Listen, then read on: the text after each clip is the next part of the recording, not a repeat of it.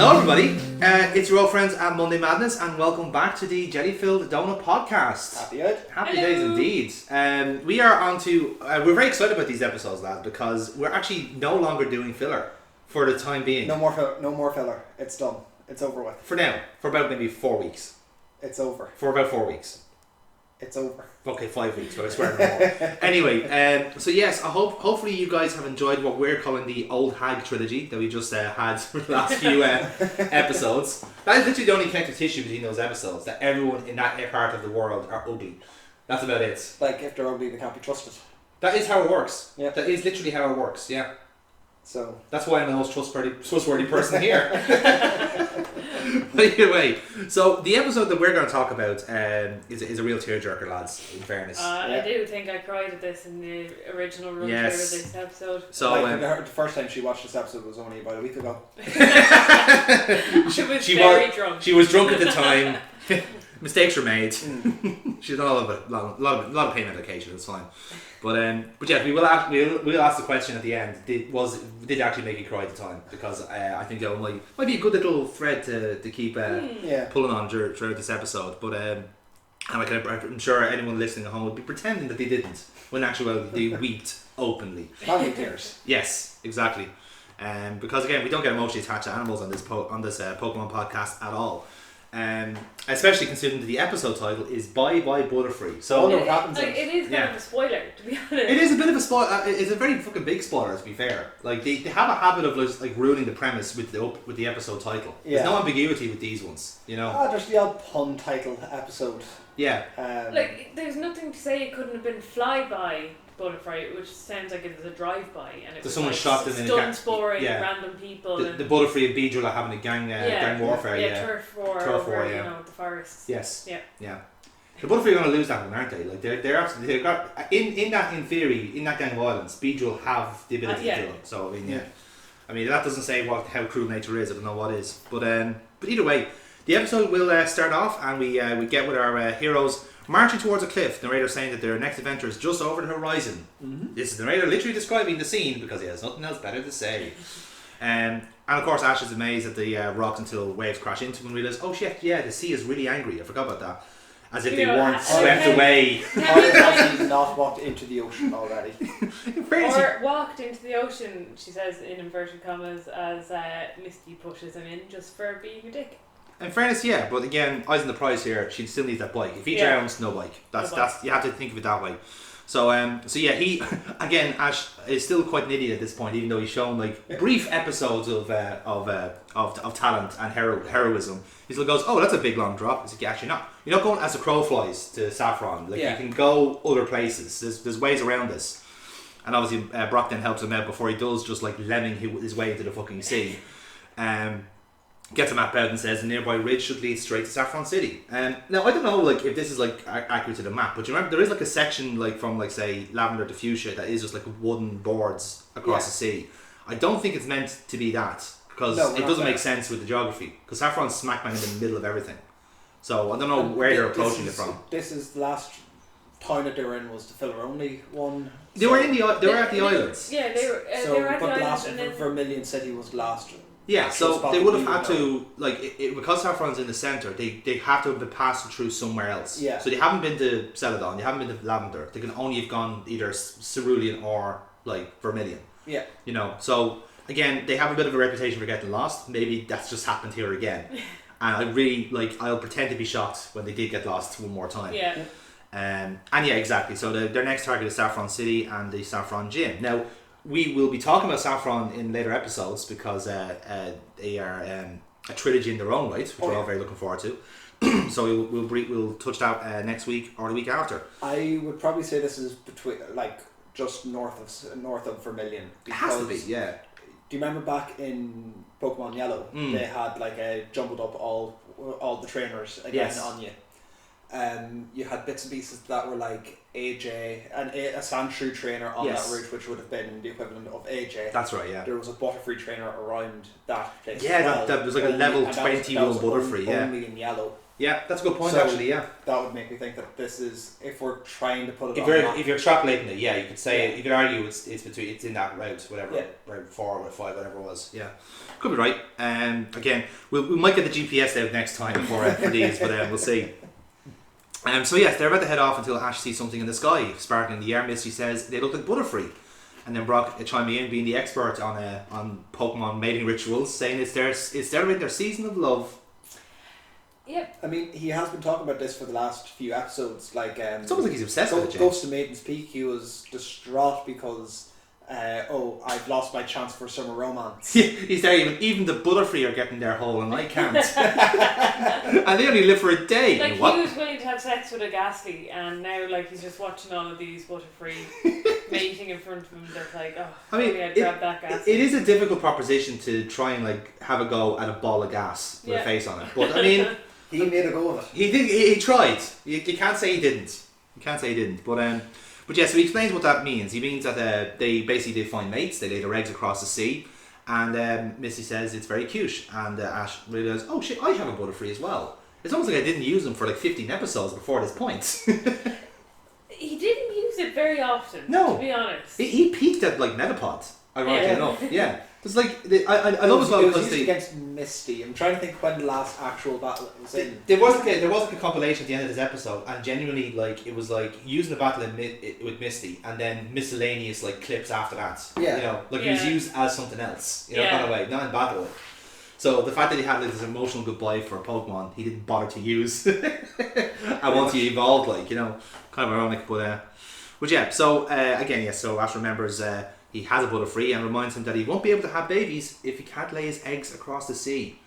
And then we have the premise of the episode. Yes. Title screen appears, and funny enough, we return to a hot air balloon, which just happens to be there. And happens to they got it off screen. They literally just like they got off. They fucking nicked it, like, you know what I mean? They nicked a boat like 2 episodes ago. Exactly, yeah. Oh no, that didn't happen. You see, it's a scrapped episode, you know. So like it never happened. They don't have a history of stealing vehicles. Like, it's grand. And yes, when Misty remarks, "Oh, surprised I have one available." Yes, one available. Definitely didn't knock out the fucking person who brought it in. Salesman and yeah. Oh, you seem like a trustworthy people. Mm-hmm. Damn. So yeah. Look at it this way: the amount of times Team Rocket has had to go back and buy a new hot air balloon because their Meowth balloon got a puncture in it. They must be going really cheap in this world. They must be like someone who's like you know, like we have like barista caravans. Yeah, like popped out, like they just have hot air balloon vans that like you just go up and buy one off the.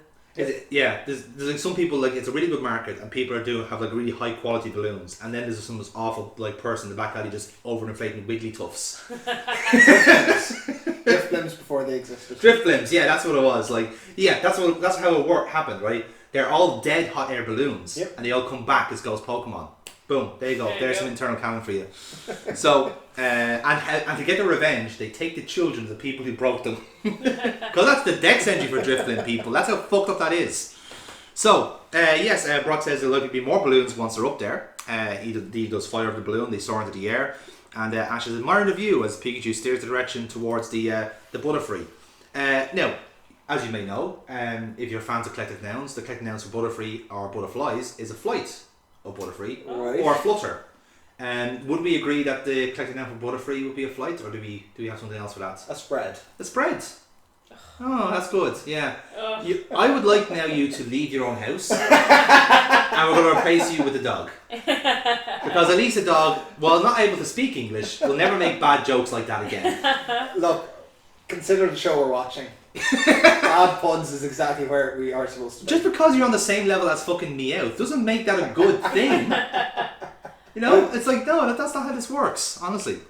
It actually just reminds me of a bad joke. It's like, do you know what else is Butterfree? Margarine.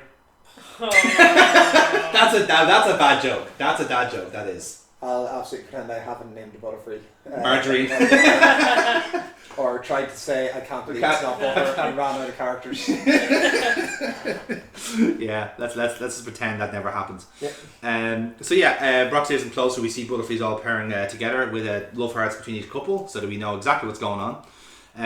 Basically, again pointing out how cute it all is, as Brock reminds Ash about his Butterfree. So Butterfree does pop out, flies towards the group, and go out there and find your mate, says Ash, because apparently this is Butterfree Tinder now. Yep. And unfortunately for his Butterfree, everyone swipes left. Yeah. Goes from Pokemon to Pokemon. They can just, like, they know if Ash is his trainer, then he's going to be a lot of shite. Yeah. So. He's a Butterfree that smells slightly weird. Yeah. I know what you mean.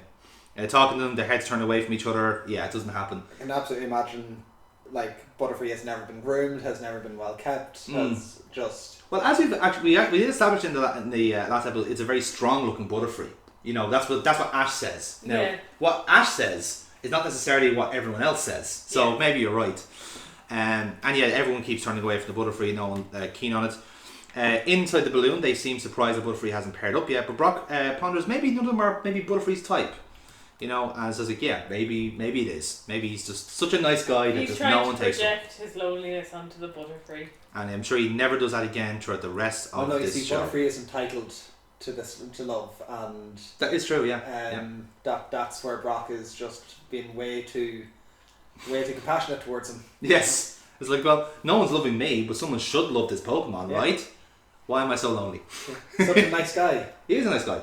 Nice guy Brock. There you go. Nice guy Butterfree. Yes. he's a wingman to end all wingmen.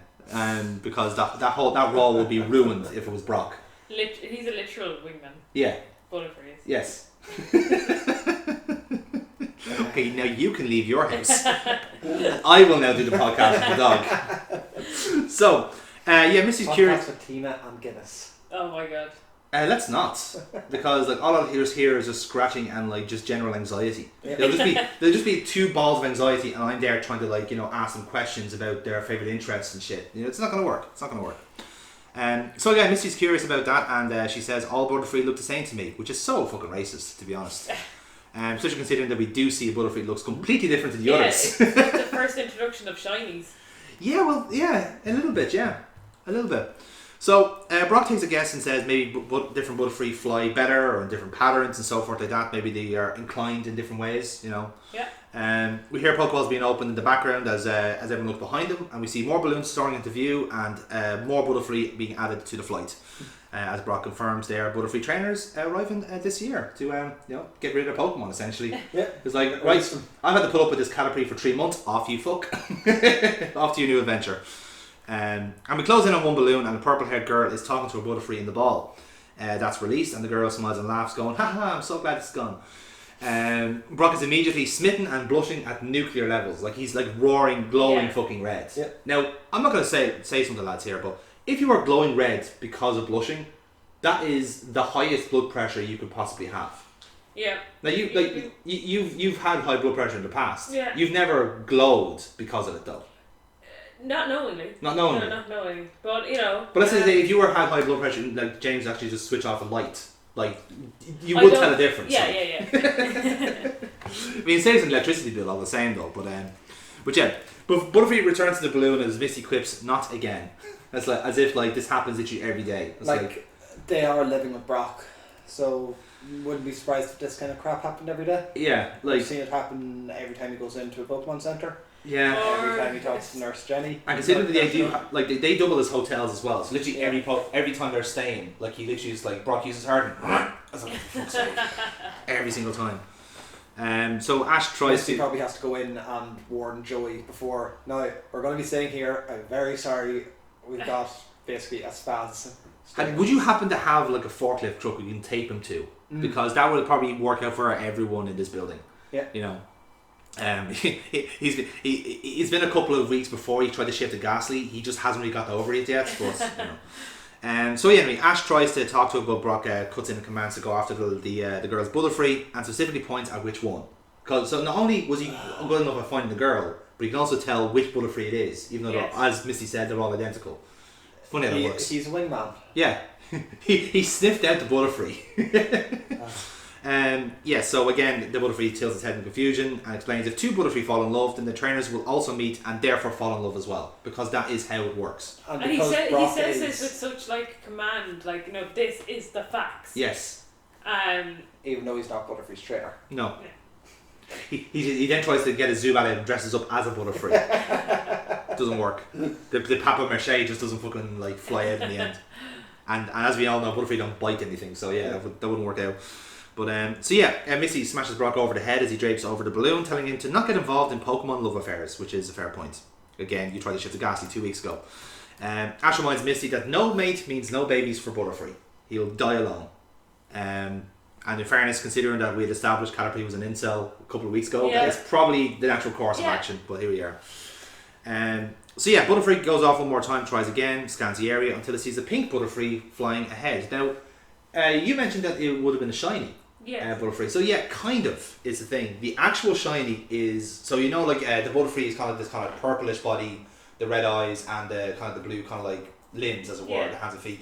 It's actually, the shiny is black body. Yeah. Actually, we're getting on screen now. So black body, I think it's pink eyes and pink limbs, as far as I know. So there, you've seen on screen there now. So there's normal and there's a shiny. There's a shiny. Okay. So it is a little bit, the wings are pinker, but the eyes are green and the limbs are pink as well. So not necessarily the pink body, but they've certainly got that kind of like little bit of variety in it. So I'm still surprised they never went back and retroactively changed. Yeah, you think so? Yeah. They changed Charizard used to be blue in its shiny, and now it's black. Now it's black. Yeah. So they're well able to make change. I don't see why they never did it with Butterfree. It's a weird one, isn't it, when you think of it? Especially considering that they did have a pink Butterfree there. Yeah. And considering that it's properly iconic as well. This is, as we said, it's one episode that stays with you. Very true. Yeah. I always remember, when I got introduced to the concept of shinies other than the cards. I immediately turned to it's like the pink Butterfree. Yes. And I'm just gonna, it's the correct canon in my head, so it sticks. I think so too. Yeah. It's either that or this is a Butterfree with a rare skin condition. It's an albino Butterfree. That's what it is. That's why it's lighter than the rest. There was a filler episode in the Orange League where there's everything eats pink berries and they become pink Pokemon. That's right. Yeah, the kind of the flamingo principle, Yeah. So that might also be it's. That would explain it. Pink Island. Yeah, it could be from the Orange Islands. Yeah, you never know. I like that idea actually. That could work. Yeah, that could work as well. Yeah. So anyway, they talk about the Butterfree, Brock-like response from Butterfree as it zooms over, Misty and Co looking on. Brock quipping that it's love at first sight with that pink one. Let's see if the pink one agrees. We see these two side by side as Butterfree dancing around. Ash thinks it's acting weird, but Brock explains that it's a courtship dance that Butterfree do. And the pink one is obviously not responding to this because, again, not the greatest pickup line in the world. It's just flailing around. Notice me. Unless you are an incel, but that actually does work. Missy says it's so romantic, and Brock says that if it works, the other Butterfree should do the same dance. It does not work. No, the pink Butterfree starts flying up away from Ash's Butterfree. Rightly so. Yeah. Again, as tactics go, it's a pretty poor one. And Butterfree catches up, pleads his case, and gets a slap down from the pink Butterfree and flies off. Brock gets it says it got shut down, and Missy says it's not fair. So they're all living vicariously through a Butterfree here, which is gas. And then obviously he's upset, the Butterfree, and soars down into the woods below. Yeah. And that's it. He's up. That's the end of the episode. He just disappears. That's fantastic. It. Yeah. So what I think should have happened at this stage. What should Butterfree do? Get Ash to go up to the pink Butterfree and say, "Will you shift my mate?" Yes, or whatever. Do the actual the "Will you shift me mate" dance that Butterfree do, which is more or less just directing to whatever their kind of private parts are, I presume. Or it's their eyes or something like that. It's just a flutter. They do the Morse code. That's how it works. So Brock quips that it was shot down in its prime, which for Butterfree is level 20 thereabouts. I mean, it's not really useful after that. It's about to say it learns confusion, and then you see real psychic types. There you go, job done. They land their balloon in the woods nearby where the Butterfree landed. So everyone's calling for Butterfree here at this point, but there's no response. Until we see it hiding behind a tree. Ash finds it first, and then everyone is asking if it's okay, and Ash noticing it looks sad. Because again, Butterfree is one of the more expressive Pokemon, because it has those huge eyes. You can tell, it's better that way. And Brock says it was rejected by someone it loves, saying it can be a terrible shock.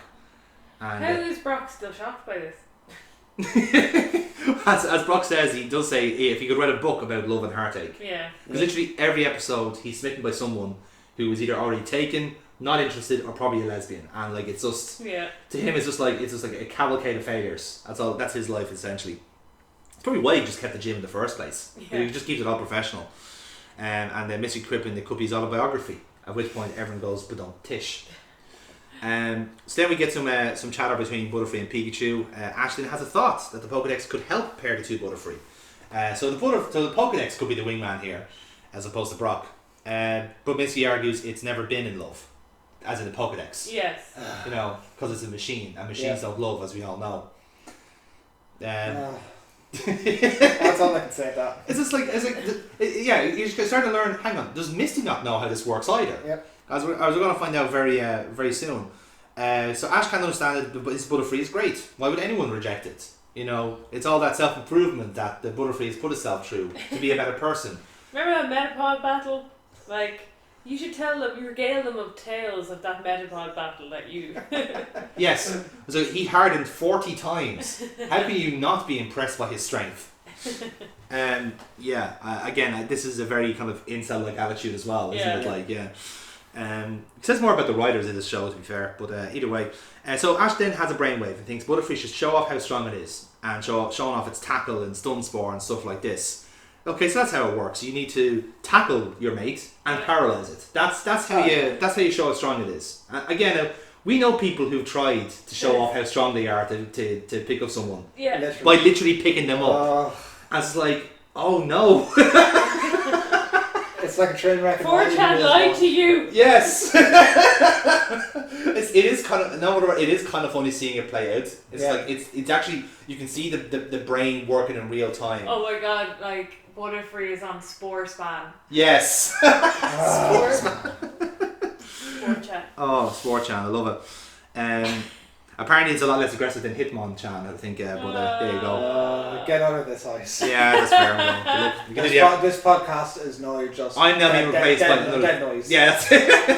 It's 3 dogs sleeping. That's the podcast now. You might think it's worse, but hey, at least you're not getting shitty jokes anymore, so that's a start. So, again, Misty agrees with all this and says that he has to be assertive. This is a direct quote from Misty here. Love is about attacking your opponent first. Get in with a quick punch to surprise them, and while they're weak, you can beat them hands down. Trust me, I know, it's the best way to win. Wow. That is some sort of, you know... That sounds like Stockholm Syndrome to me. Literally, I was trying to think of the word Stockholm Syndrome, like, you know, victim just perpetuating the cycle. Now we should clarify incidentally that this obviously isn't the case in the anime, but actually in the games Misty does have a boyfriend. Right, we see that in Generation 2. Yeah. So when you do finish off the first 8 gyms in Johto, you can go back to Kanto. And there's a few that you can do straight away, but there's some that you have to do a little hickory pokery with. One of them is Misty. You have to go up to the Cerulean, the top of the route in Cerulean City. Yeah, Bill's house. Yeah, and I think it's the Cerulean, the Cove. That's what's called, Cerulean Cove. So you go up to that top there, do the whole the Nugget Bridge, all that sort of shit, and then you literally interrupt their date. And that's how you get the gym battle with Misty. And she's beating up some guy. Yeah. Well, we assume so anyway, because he fucking scarpers. Like, he literally just bolts. There's anyone who thinks that Misty and Ash should be together. There should prove that she's not into him. Yes, exactly. She's already taken. Well, because she didn't attack Ash first, get in a quick punch. In fairness, she does hit him quite a lot in this show, so maybe that's her way of showing affection. Is literally... So Brock takes all of this to heart and says that Misty says that's love, and Brock flails around saying he should have known this sooner. Probably. And now he starts attacking random Nurse Joys. He's just shaking them. Love me. So Ash says they should try again, but Brock says hold it. Actually, they're kind of like an Ace Attorney calls a notice, which is weird. Yeah, predates her by quite some time, and he thinks that a new look might work, which. I say that wouldn't be great for the animator because now they can't copy and paste the same Butterfree every time. Yeah. Fuck, you give him a yellow scarf, you bastards! So yes, he's wearing a yellow neck scarf now and everyone compliments it because that's how it works. You just get a new scarf, you automatically get shifted. That's how it works, lads. Butterfree now feels a lot better about itself and the balloon is back up, Butterfree's back in the air. Ash now has some binoculars, scouting out for the pink Butterfree, obviously sticking out like a sore thumb. And Ash, I missed to point out how Ash is taking this so seriously. And Ash replies saying that he raised that Butterfree himself and will show everyone how good it is. Because again, not pushy at all. This could easily turn out to be a shotgun wedding, lads. Not gonna lie. So Misty quips at the dueling passions of both trainer and Pokemon, and they do eventually spot the pink Butterfree. Ash psychs up his Butterfree, flies off, and catches up to the pink Butterfree. So Ash tells him to show off Whirlwind, because the best way of showing off is to like blow them off course, essentially. But he does, and pink Butterfree not impressed. Then use tackle. Basically suggesting like she blow him, so yeah, wouldn't work. No, it's like it gives off the wrong message, I find. Yeah, you're right. So then, fuck, I didn't even think of it that way. Jesus Christ, the fact that you said it as well, I think makes it worse. Like that's a window into your psychology there. Fucking hell. So this is why you need more female writers in the room. This is it, yeah. Ash then suggests tackle, and Butterfree zooms past, so we can actually see what tackle is meant to look like. Yeah. So it's like just zooming along, and again goes around the Butterfree a few times. Not impressed. Basically, do Whirlwind, show that you're level 23. Yes. Is basically level 23, ladies. That really. Wow, that's really impressive. Level 23, like, you know, this is yeah. And your trainer still has you? God, he must be awful. See that, or there's just emotional attachment everywhere. Yeah. It's a very clingy trainer. Butterfree's once again getting upset. Ash says that they were shut down again. And before we get even more tragedy, we see a black helicopter with an arrow on the bonnet popping into view. We're directed to it as we see the helicopter fly by, and the Team Rocket motto is played over the speaker. Mm-hmm. It's a long banner, so we see the long banner, which is an R, and clearly it's supposed to say something in Japanese because it's a huge fucking banner. Yeah. Right, but it's R, massive space, Jesse's face, massive space, James's face. This was like, okay, there was going to be something in Japanese there, but that's all been keyed out. I love it. We'll never know what it said. They cut the inside the helicopter when they continue their motto, and then we see a giant a master ball kind of coming out from the helicopter with an R on it instead. Yes. Yeah. Which makes you think. Cool look. It is it's funny. Like I'm always thinking, like, how could they not have done that before? Like in the games, have a rocket ball. Yeah. And literally the case of like they didn't have happiness in Generation 1, but in the later ones, that is a function of keeping your Pokemon happy. Yeah. So that means like the happier they are, certain moves are more powerful and they can evolve and stuff like that. But the opposite side is when they dislike you, and you have to move cause frustration. Mm-hmm. And I'm thinking to myself, like, because we said this about Gyarados, would have been great to have his evolution be because he's pissed off and he evolves that way. So you have to treat the Magikarp like shit for it to evolve, which is ironic. But yeah, I can see why they don't do it. But for Rocket Ball, literally, like, you catch the ball, catch the Pokemon there, and it automatically hates you. It's automatically evil. Because remember, Pokemon aren't evil, Masters are. Yeah. Put them in the right ball, and they're evil automatically. You know, it works. Good idea. Yeah. I'll picture the Giovanni next time I see him and see what he thinks. Like high level of effectiveness, but its happiness will never increase. Exactly, yeah. That could work. Like, that's a good way of looking at it. Yeah, it could work. Yeah. Oh well. Yeah, it's worth a shot. So yeah, that protrudes out of the helicopter. It's a giant one, and Meowth stands on the platform above it, signs off the motto. They scoff at all the Butterfree as the ball changes into a giant net in a poof of smoke. Now, I'm not going to say it's a gadget, but that's pretty fucking gadgety, to be honest. From ball to net, boom. Yeah. Let's see how it goes. And Rocket says that they're all theirs, and Meowth quips that they're about to do some networking because we couldn't go through one episode without a shitty Meowth pun. Absolutely. Yeah. I like to think that like they got the voice actor in to do his own puns, and then they just stitched them into the episode as they went. Like, I was like, okay, we're doing one about a net. Yeah, that'll do there. Fuck it. So Missy notices what they're doing, and they're stealing all the Butterfree in the net. James notices that the Swoops are here, and they always seem to be Jesse's very confident because, as always, these are foolproof plans, and they never get defeated by Team Rocket. They never do. They keep collecting Butterfree, and all three of them start shouting at Team Rocket to stop, and you can see the different views here. Ash is telling them to stop because, you know, the Team Rocket, they're evil. Brock goes, no, stop it, you're disrupting their egg-laying season. And it's like, and Missy's going, no, stop it, they're in love. It's like, yeah, they all have different attitudes here, I like it. Mm-hmm. So if the helicopter snaps into shot here with Jesse saying they're in love too with all the Pokemon they're stealing. And James says the Butterfree are free no more, which means now they're just plain old butter. So, oh yeah, sorry, I forgot you have an irrational fear of butter.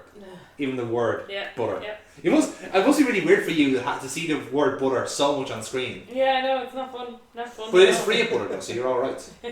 Anyway, so at this point we do have our halftime break, which means, as always, It's time for Who's That Pokemon? Love to see it. Here we go. So again, lads, this is our halftime break. We have no ads on this show because we're obviously covered by the network. We're co-opted. We don't need to do any ad breaks here. So as ever, we are going to do our Who's That Pokemon round, and this week it's down to Burtball. Yep. Which, and I don't want to rub salt in the wounds here, but you do need to slow us down here because I know. So currently, Jonathan is on 29 points. Yes, I am on 27. you are. And Burkbot's on 20. Yes. Yeah. So it's up to you to slow us down. Total of 5 points. You're hoping for both of us to fail at this until like 1 point at most. Exactly. Yeah. Yeah. If not at all, indeed. Yeah. Okay, so first clue. I'm saying first and not only because I'm being optimistic. The Pokédex entry is from gold. Okay. Always believe in your soul. Go on, Kelly. Yup. It raises its big ears to check its surroundings. Not Kelly Harrington. If it senses anything, it attacks immediately. Pretty much Kelly Harrington. Okay. That's good. That's not like. I have a thought. On this. I'll let you go first then. I'm going to go for Wigglytuff. Okay. Okay.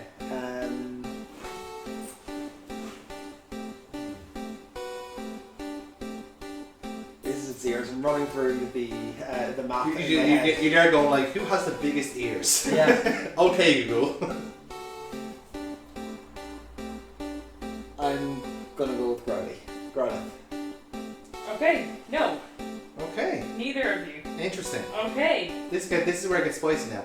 Because again, Burkball has a choice of any fact she wants now. Yes.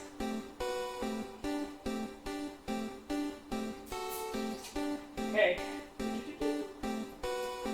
I could go with another Pokédex entry, or I can do some facts. So Yes, what would facts. you like? Facts? We go for facts, yeah. Okay. That's Cool. what we normally do.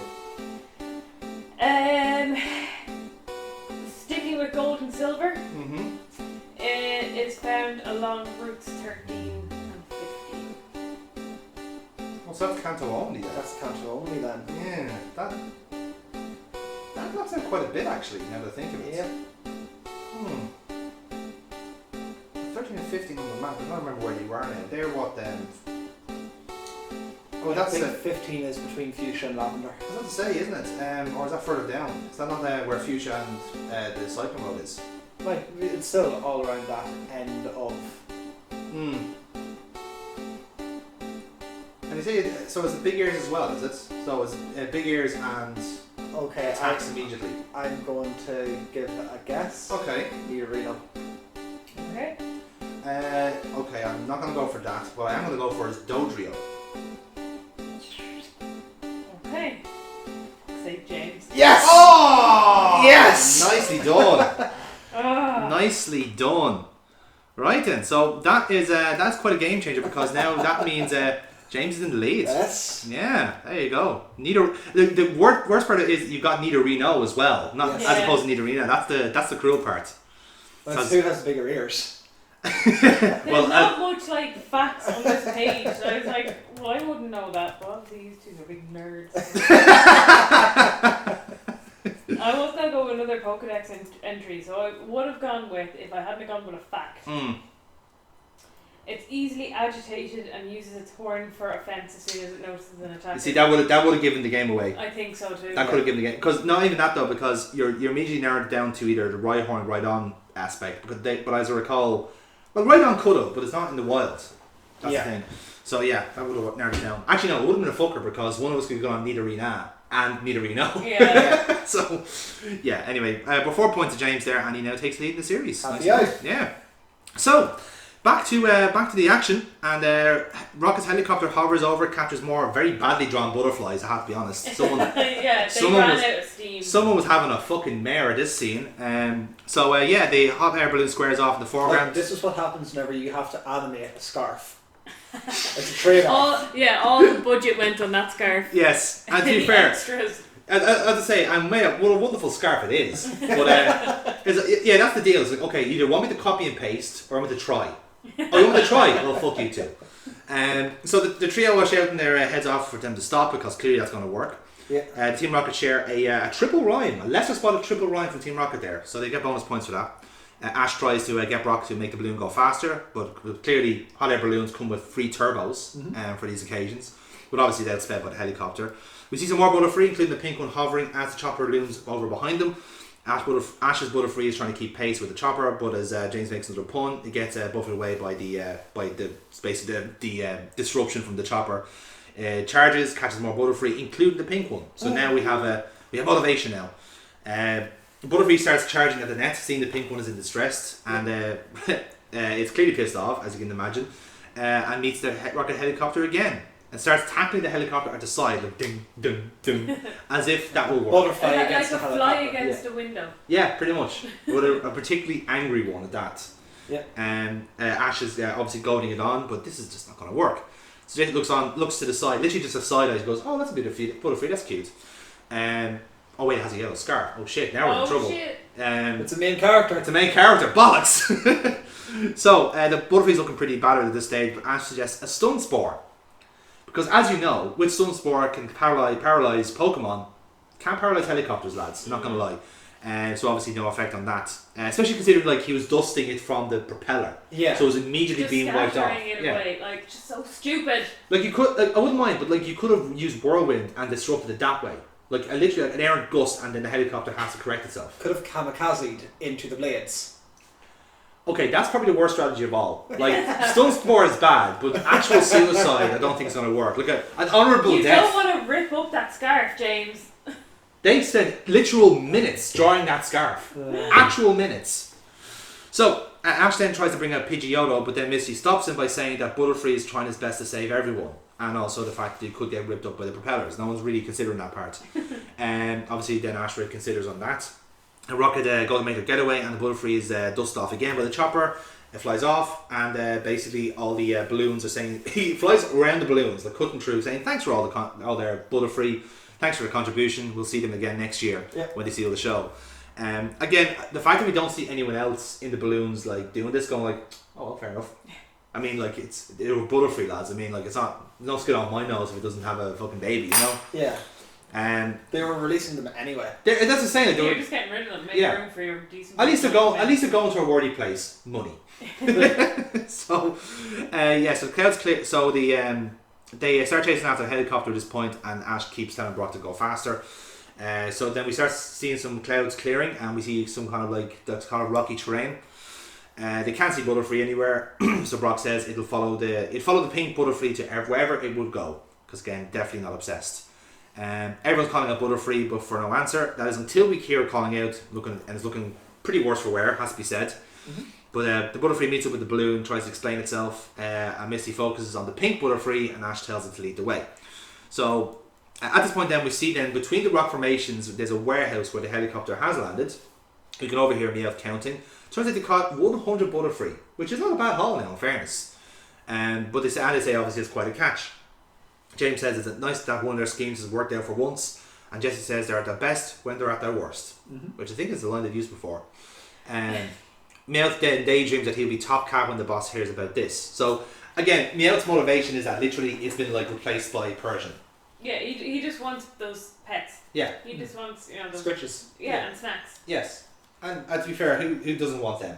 And the chance to lazy about all day doing nothing. Again, we wouldn't know what that's like, folks. Yeah, that's not being directed at anyone. The fact that it's looking at you as you say that really speaks volumes to us. It's like, I know that you're talking shit about me, but I literally couldn't care less. So, yeah, we see in the daydream, we see the Persian kind of strolling past, disappointed, the chair swivels, and we see the Meowth on the boss's lap going, Meowth is laughing about it, but we hear some windows break, and Team Rocket ask who it could be. This I loved, by the way. So we see Ash, Misty, and Brock jump in, and they mock Rocket's motto. They go, prepare for trouble, make it treble. And it's like, yeah, I like that. 20 episodes in, and they've like, okay, we've done this so many times. Let's start taking the piss. Let's start taking the piss out of ourselves first. Yeah, exactly. I mean, we only got another 12 episodes left. Yeah, exactly. Yeah, no, it's a Netflix run. That's it. Like Yeah. they only get 30 and they have to try again next year. Yeah. That's how it works.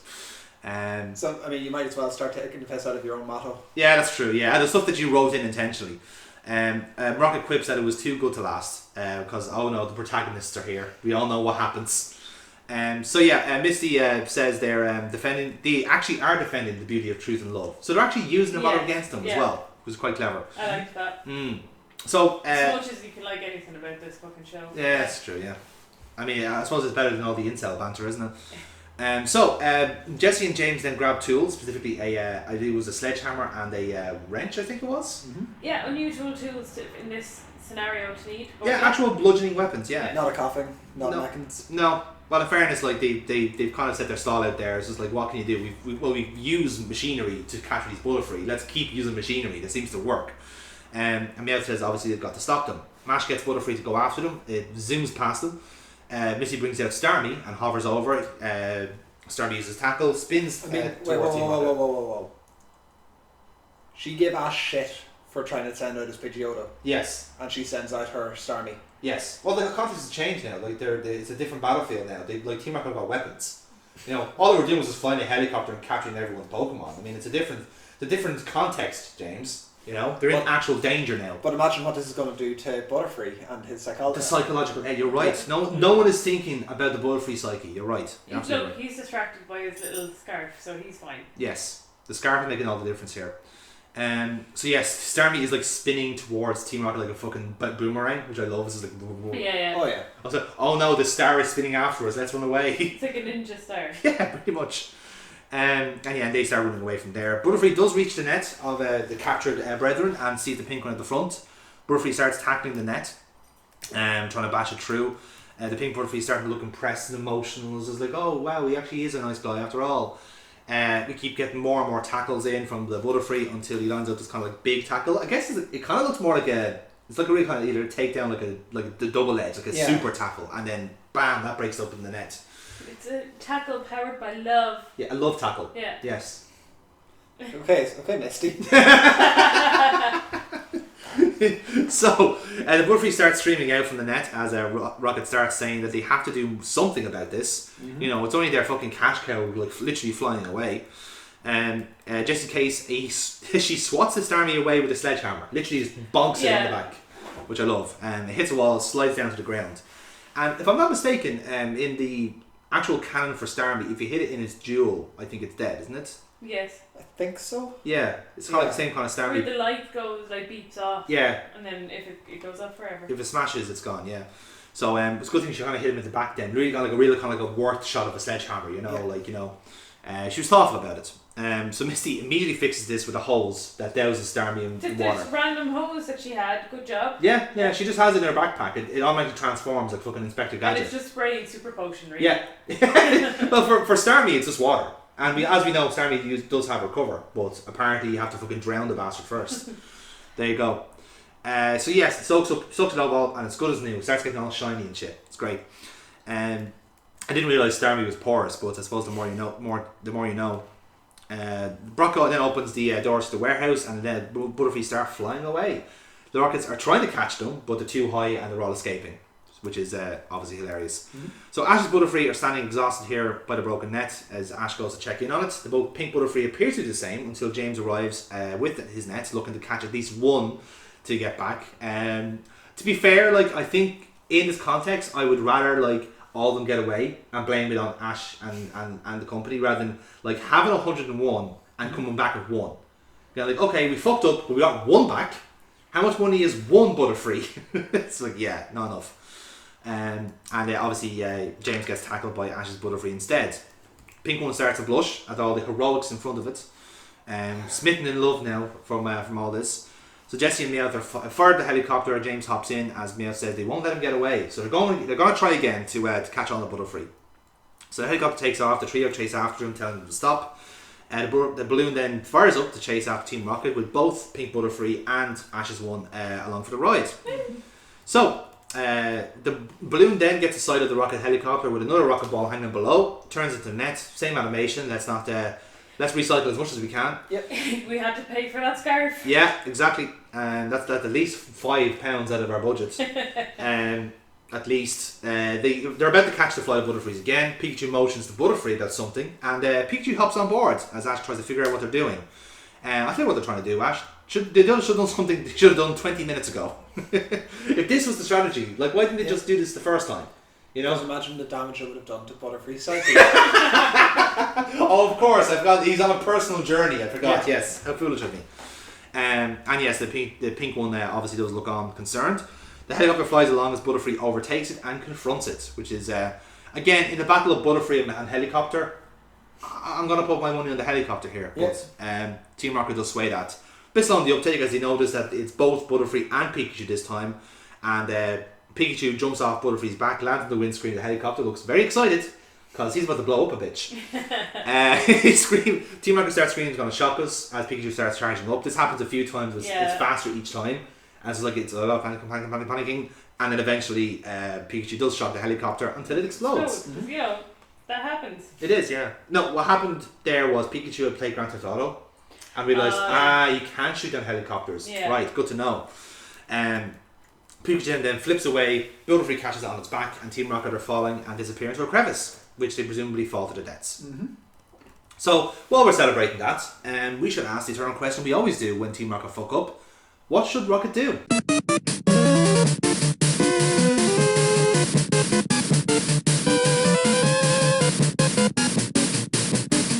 So, to give you the premise again, it is Butterfree mating season in this part of Kanto. Ash and Pikachu have arrived to allow their Butterfree to join in on the fun. Team Rocket have acquired a helicopter and they have a warehouse nearby. There's various trainers around releasing their Butterfrees as well. So team, let's shoot some shit here. What should Rocket do? I mean, right off the bat, the plan this time was good. Mm-hmm. They had basically a Butterfree proof plan. Yes. Trainers had set their Butterfrees free and had basically just left them to it, so they were facing no real challenge apart from that one Gobda. Yes, it just happens to be there every single time. Like really, I would have put up a sign at the start saying, "Trainers, please leave and allow the Butterfrees to mate naturally."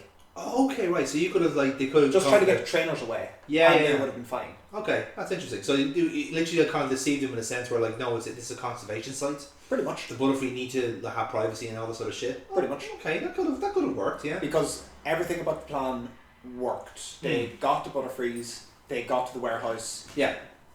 Basically, the only other thing I would have said would have been to have backup at the warehouse and have someone on guard. On guard, yeah. Potentially, yeah. Like, I mean, those are the only two flaws that I point out at the plan. That's what I find surprising in the sense where it's clearly a Rocket warehouse. Why is it just Jesse and James there? Yeah. You know, kind of way. Or it's a generic warehouse they rented for the day in the middle of a fucking rock crevice. Yep. Best place to put a warehouse, in my opinion. Yeah. You know, nice and remote. You know, can't get to it.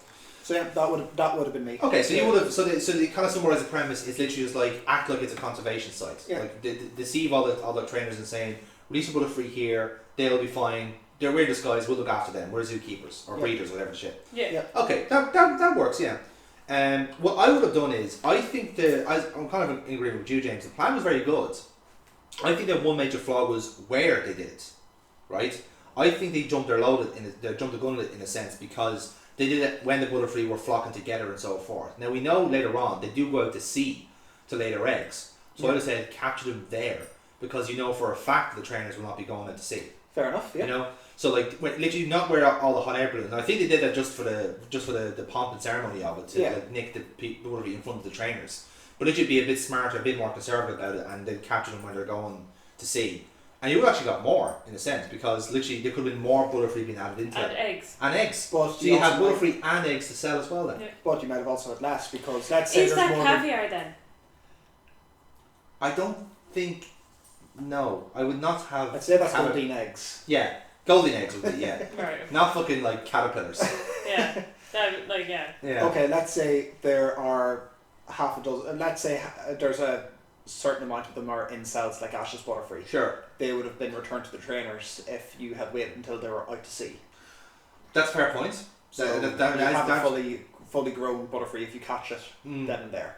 That's a fair point. It's hard to say whether you get like more. You could get less, but at least the way I would kind of argue is at least you're guaranteed to get them. There isn't any potential interference from actual like. There could have been like again, Ash was there. Could also have been another capable trainer with like a big fuck off like Charizard going boom, off your fucking helicopter goes. You know, so like that's the way I would have kind of looked at it. You know, Burpa, have you got a plan for us? Yes, I do. Oh dear. Replace the hot air balloon burners with citronella candles. That way the Butterfree, if they do escape, still don't want to go back to the owners. They'll still flock around the warehouse. So surround the warehouse with citronella candles that repels insects. They're all trapped inside. So even if they do manage to break free for whatever reason, they're still trapped by the citronella candles. You are basically setting up a trap of like scented candles. Yes. So that Butterfree, even when they try to escape, they just automatically go back into the warehouse because of candles. Yeah. I can't fault it. I can't fault it. Because clearly those kind of candles exist in the Pokemon universe. You know? But wait, you're just sending bug types into a fire then? Yeah. Although you set a little like a ring of like smelly fires, so they won't go near them. Yeah. Oh right, okay. You see, so literally, I'm saying that there are the strategic positions of the candles. Like there could be like fucking industry grade candles. They're huge. Yeah. Right, and then light them up that way, all around the warehouse, like a fucking seance. And like a wicked protection ring. Yes. To trap the Butterfree. Yes. Inside of the warehouse. I don't think I've ever seen. To be fair, I'm sure there's a lot of people that have used as candles to try and summon a giant insect, and then to say, "Ha, we trapped you inside." We trapped you, ha ha. Buzz. That's works, yeah. To be fair, I love the mental image of like, aha, yes, we'll use this real life thing to keep these Butterfree in play, as opposed to like just nicking them pro bono. So no, we have to keep them as well. Yeah. That's someone learning from their mistakes. So I think I like that plan. To be honest. I like that. Yeah, there you go. Woo! I'm noticing a pattern here that like she has the most like daft and nefarious plans in equal measure. Maybe is there something you have to tell us here, Burpa? Are you actually a Team Rocket, or are you just like on the same emotional and intellectual level as Jesse and James? I'm more of a meow, to be honest. I thought from the hands, like the hands are out all the time. Yeah. And she's greedy as well, so it makes sense. She also has a coin in her head all the time for these podcasts. I don't know why, but there you go. Anyway, so Hero Celebrators Rocket are defeated with Misty saying, there you go. Coin on my forehead and everything. There you go. Got your payday. So, James has collected £2. Misty says to never get in the way of true love. Pikachu's back on the balloon as the two Butterfrees finally meet up for the first time ever. Mutually, as opposed to like, notice me, senpai. So the pink Butterfree then starts the Courtship Dance, as Brock explains exactly what's going on, because we definitely forgot about this. And then the two start doing the dance as everyone looks on. So the sun sets as we see the two Butterfree looking out to sea along with Ash and all the friends. It's a bit of a somber note as Ash realises Butterfree has to go. Brock explained they have to cross the ocean to start their new family. Ash tells the pink Butterfree to look after it, so Ash is kind of like a little bit upset at this, you can tell. Oh, yeah. The cap is down, all this sort of shit. Misty and Brock goes, yeah, bye, quickly get out of here. We don't want to see what's coming next. No. I think Brock does. Brock does, yes, please, take me with you. He's there swimming out to the ocean, collecting attaching fake wings onto himself. I'm a Butterfree too! Look at my Courtship Dance! Obviously the Butterfree's reluctant to go, but Ash calms down, reassures it, saying it'll tell you the Pokemon is on a trip. Alternatively, you could have brought out the Pokemon to say goodbye to it. You know, I mean, it's hardly Charmander is going to start clinging to the fucking wings, going, "Don't go, please." You know, it's not going to work that way. And they just say he's on a trip. He'll come back one day because that excuse always works. Yeah. I only went there for a pack of cigarettes. He's going to come back, I promise. Butterfree is welling up, but here's the pink Butterfree in the background going, "Let's fucking go." Didn't this guy just trade you like 5 episodes ago? Yeah, exactly. And I'm level 35. I'm getting old. Ash says goodbye to Butterfree as it flies up with the pink one. There's tearful goodbyes from Ash and Pikachu as the two fly off together. And it's quite a nice scene as Ash looks down. We see a montage of all the highlights of Ash catching the Caterpie, evolving into Metapod, into the Butterfree. In fairness, it's his first Pokemon that he's like kind of raised from like its base evolution all the way up, and that would be a sad moment. It would be sad, yeah. And again, what kind of makes it nice for me as well, that it's all down to the Pokemon theme. So it's actually it's kind of consistent with like you have caught a Caterpie, you evolve it to its maximum, and you have let it go at its peak. It's just like, oh, that is actually quite nice. Like it's actually in keeping with what he wants to do, and Missy tells Ash it's nearly out of sight. He snaps out of the reminiscent and finally waves up Butterfree and it flies tearfully into the sunset. And Ash finally sees it off. Be happy, old friend, as he says. So let's be honest, lads, right? So between the three of us, when he's watched this the first time, did you just cry when Butterfree left? I think I did. I don't think I did. The Goodbye Pikachu, yeah, but that's a very that one hits a bit differently. That hits differently because at the time we were convinced, like, fuck, he actually is leaving, because the whole episode's about that. Yeah, I think it's like 20. That's actually not too far away. Is it that? Yeah, I don't think so. No.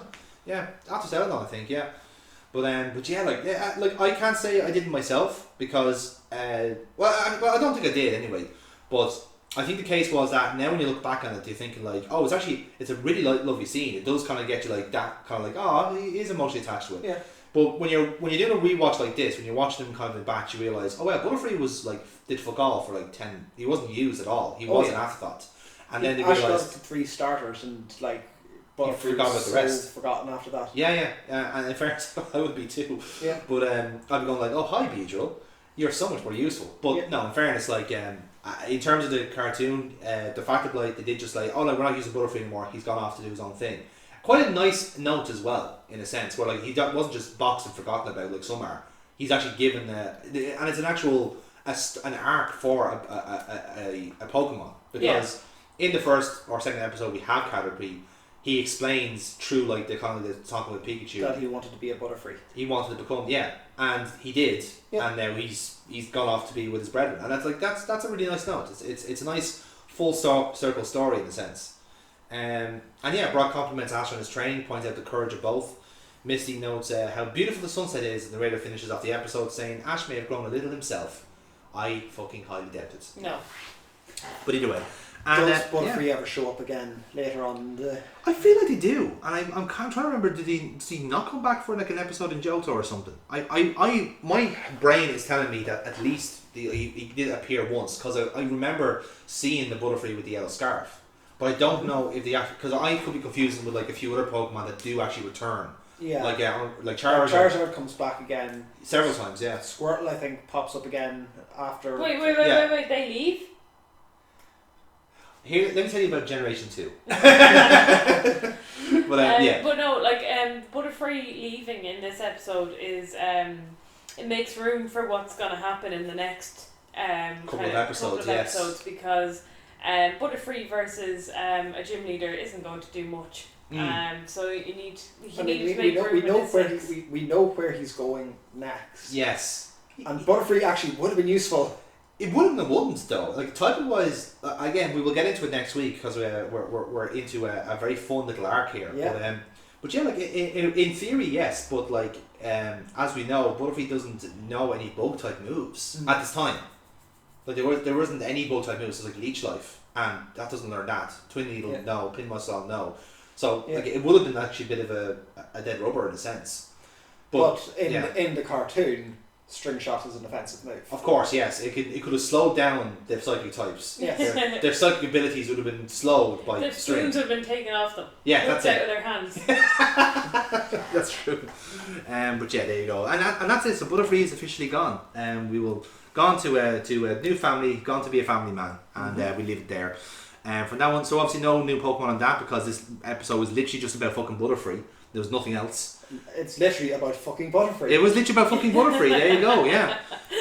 And they are now fucking freely as Butterfree, as you can say. Yep. But and that's it then. So that is that episode done. And when we our next few episodes are the fun part, lads, because we are hitting Saffron City.